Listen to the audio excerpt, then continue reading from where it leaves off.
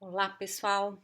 Dando continuidade às nossas aulas de histologia, hoje a gente vai falar sobre o complexo dentina-polpa, mas a gente vai falar especificamente da dentina.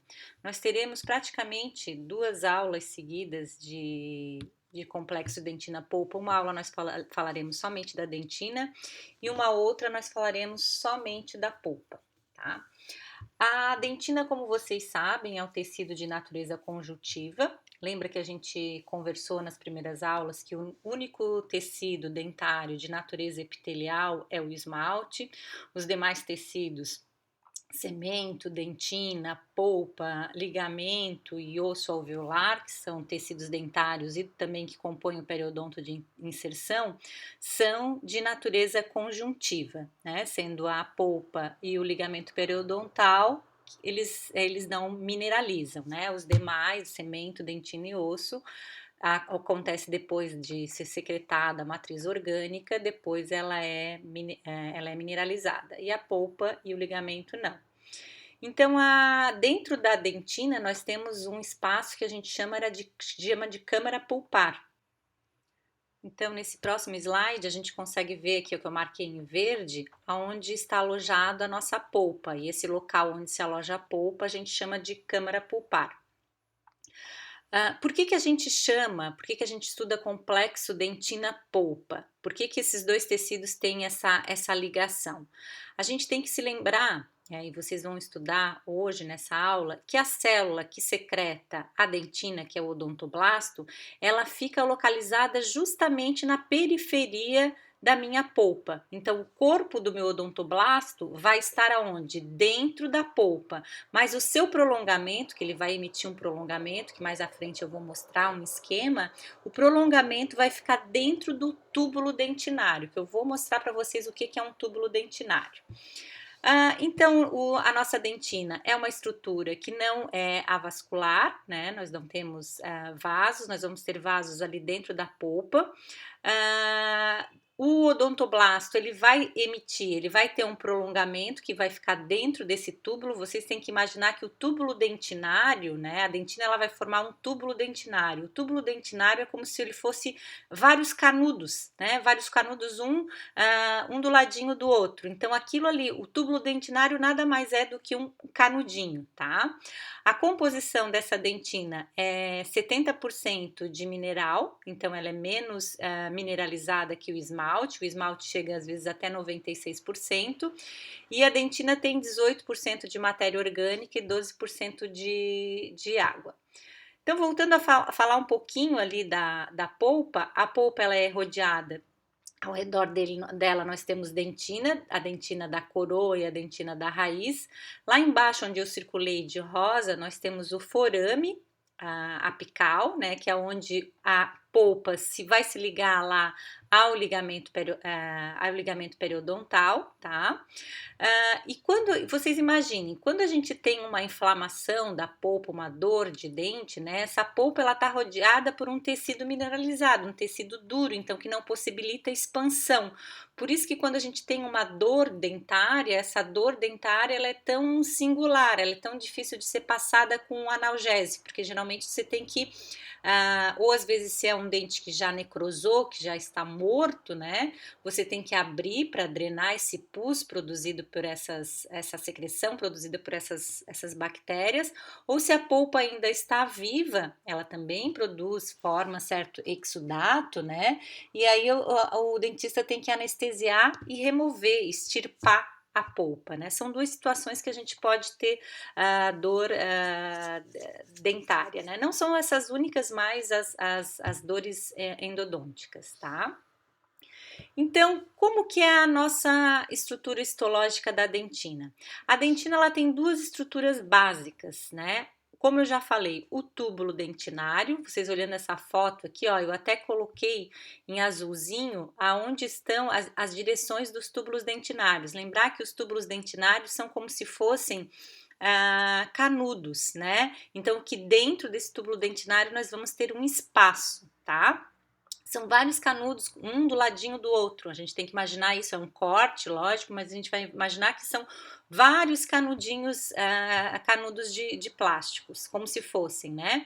E que entre esses canudos vai ter uma matriz de dentina também, tá? E essa matriz de dentina é chamada de matriz intertubular, ou também dentina intertubular, tá? Esses túbulos dentinários, eles vão se estender desde a polpa, aqui na coroa, até a junção amelo-dentinária, que a gente chama de jade, ou desde a polpa até a junção semento-dentinária, que é, se for na raiz, tá? Então, o túbulo dentinário, eu vou passar para a próxima figura, que eu acho que a gente consegue, vocês vão conseguir entender melhor. Então, aqui, ó, nessa primeira imagem, vocês estão vendo o corpo do odontoblasto e o prolongamento do odontoblasto. Lembrando que o corpo do odontoblasto, ele está localizado aonde? Dentro aqui da minha polpa, tá? Ó, na periferia da minha polpa. E que ele emite um prolongamento, certo? O prolongamento dessa célula, desse odontoblasto, que vai ficar onde? Dentro do meu túbulo dentinário. Então, nesse corte, nessa foto da esquerda, é como se eu fizesse um corte ao longo do meu odontoblasto.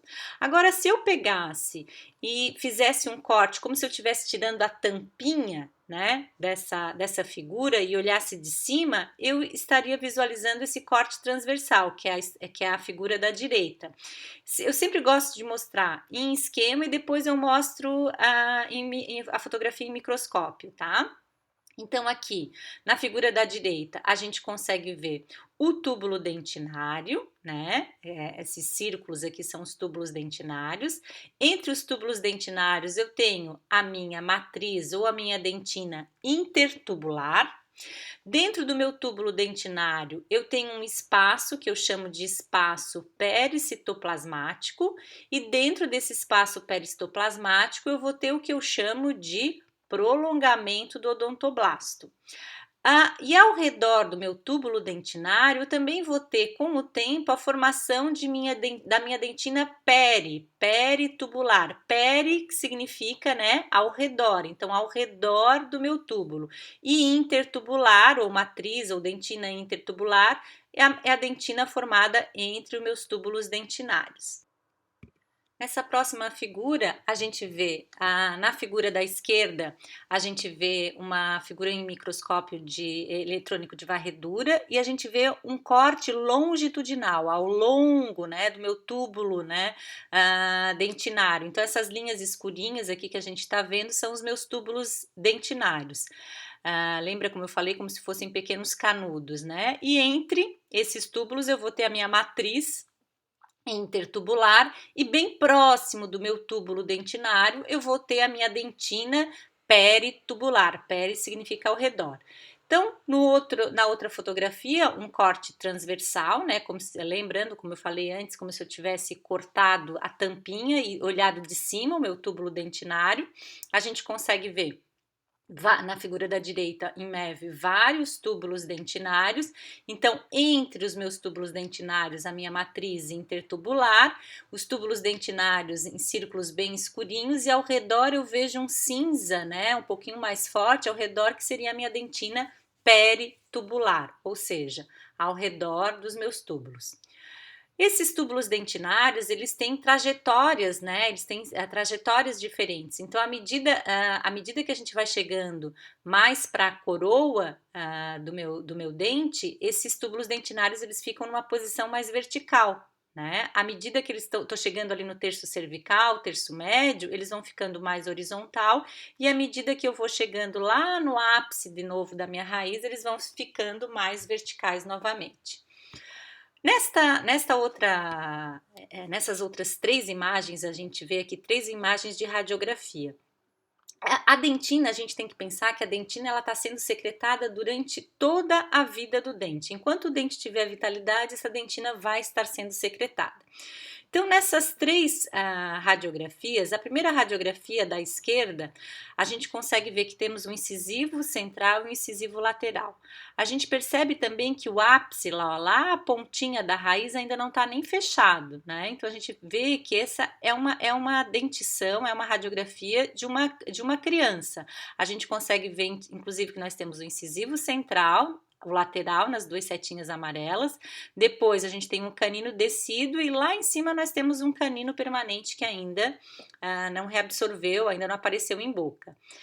Nessa radiografia do meio, então nessa primeira radiografia da esquerda, a gente consegue ver um canal, a luz do meu canal, que a gente vê em radiografia, a gente vê de uma maneira mais escura, que a gente chama radiolúcido. Quando a gente vê na radiografia mais branquinho, a gente chama de radiopaco.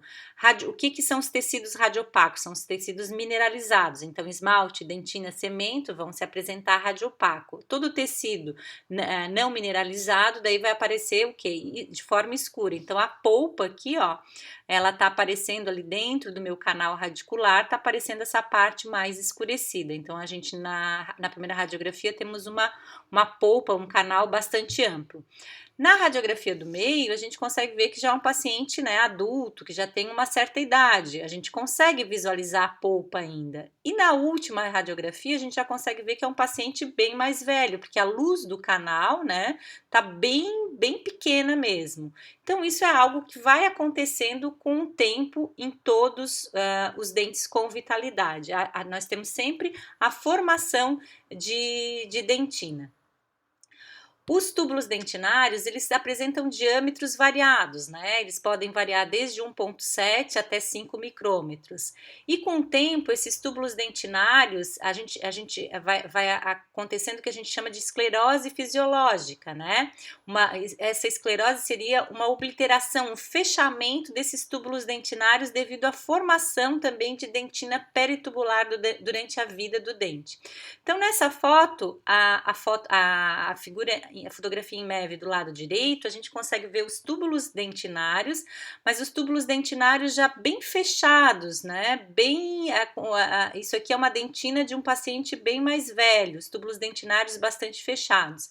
Na da esquerda, a gente consegue ver bastante túbulos dentinários, os túbulos dentinários ainda mais amplos, e a gente consegue ver, inclusive, túbulos maiores, que a gente chama de megalotúbulos, tá? E esses megalotúbulos, eles têm um diâmetro que variam de 5 a 50 micrômetros e o significado, a origem deles ainda não são bem conhecidos. Os túbulos dentinários, eles vão ter uma terminação diferente, dependendo se eles vão estar terminando em esmalte ou em dentina. Então aqui, ó, nessa figura a gente vê que é em esquema, a gente vê o corpo do odontoblasto, que está lá na polpa, a gente consegue visualizar uma pré-dentina, que temos em cinza claro, que é a dentina recém-secretada, que é aquela dentina que não é mineralizada, e a dentina de cinza mais escuro, que já é uma dentina que foi secretada há mais tempo, que já mineralizou. Então, a ramificação terminal desse prolongamento, né, desse meu túbulo dentinário, elas podem ser, quando eu tenho essa terminação em esmalte, elas têm essa terminação mais em forma de árvores, por isso que a gente chama de arboriformes, que é na coroa aqui onde eu botei a setinha amarela. Na raiz, né, que o encontro desses túbulos dentinários é com cemento, ela tem essas ramificações, são mais bifurcadas, como está na setinha vermelha. Então aqui a gente viu que dentro dos túbulos dentinários nós temos o espaço peristoplasmático, que a gente já viu. Dentro desse espaço peristoplasmático nós temos o prolongamento, que é esse cinzinha clarinho aqui, que é o prolongamento do meu odontoblasto. E dentro deste espaço peristoplasmático eu vou ter um líquido, né, que eu chamo de líquido ou fluido dentinário. Tá? Esse fluido dentinário a gente vai ver daí na próxima aula que a gente estiver falando sobre polpa, que ele vai ter um papel bastante importante na dor dentária, mas a gente vai deixar para ver na aula de dentina e polpa, desculpa. Aqui nesse slide, então a gente falou até agora sobre os túbulos dentinários. Lembra que a gente falou que as duas estruturas básicas da dentina seriam o túbulo dentinário e a matriz intertubular. Então a gente falou vários slides aqui, que a gente falou da formação dos túbulos dentinários, o que tem dentro dos túbulos dentinários, como é que é a sua bifurcação final, né? Como é que é a sua ramificação final, perdão. E agora a gente vai falar da matriz intertubular, ou também conhecida como dentina intertubular. Então, nessa fotografia da esquerda, em MEV, a gente vê uma matriz orgânica ainda não mineralizada de dentina. Então, a gente consegue visualizar já os túbulos dentinários e essa matriz orgânica de dentina que é constituída principalmente por fibras de colágeno e que forma uma malha fibrilar. A gente tem que pensar que parece que são vários fiozinhos de novelo de lã, né? Como se fossem vários fiozinhos de novelo de lã. E sobre essas fibras de colágeno, sobre essa malha essas fibras vão se unindo e vão formando uma malha, é que vai ser depositado meus cristais de hidroxiapatita, né, onde vão ser depositados quando vai se iniciar o processo de mineralização dessa dentina.